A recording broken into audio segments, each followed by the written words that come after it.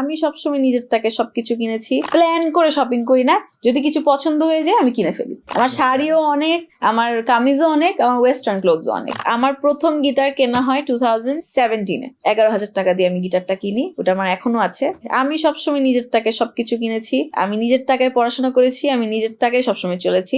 আর আমি যেহেতু অনেক ছোটবেলা থেকেই আমি ওই যে বললাম না যে এটা কি বলবো, পকেট মানি, নিজের পকেট মানি নিজে কালেক্ট করতাম, আর্ন করতাম, তো ওভাবে আমার অভ্যাস হয়ে গেছে। সো আমি পড়াশোনাটাও আমি I was fortunate enough to support for myself. আমি আমার ফ্যামিলির জন্য করতে পছন্দ করি, ফ্রেন্ডদের জন্য করতে পছন্দ করি, আমি গিফট দিতে পছন্দ করি মানুষদের, আমি নিজেকেও গিফট করতে পছন্দ করি।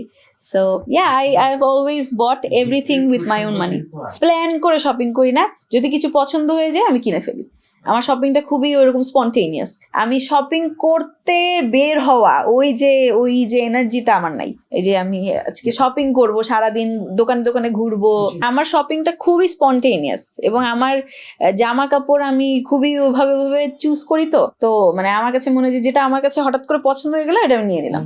আমার সব আছে, মানে আমার কোনোটাই বেশি কম না। আমার শাড়িও অনেক, আমার কামিজও অনেক, আমার ওয়েস্টার্ন ক্লোথসও অনেক, কারণ আমি সবই পরি, আমি সবই মানে অল্টারনেট করে পড়তে থাকি। সো আমার অনেক কাপড় চোপড়, কিন্তু এমন না যে আমি অনেক শপিং করি, প্রত্যেকবারই শপিং করতে থাকি এরকম না। কিন্তু আমি অনলাইন শপিংটা একটু মাঝে মধ্যে হয়ে যায়, কিছু একটা পছন্দ হয়ে গেলে আমি অর্ডার দিয়ে দিই। কিন্তু ওই যে শপিং মলে গিয়ে ঘুরে ঘুরে শপিং করার এনার্জি আমার নাই, ধৈর্যটা আমার নাই।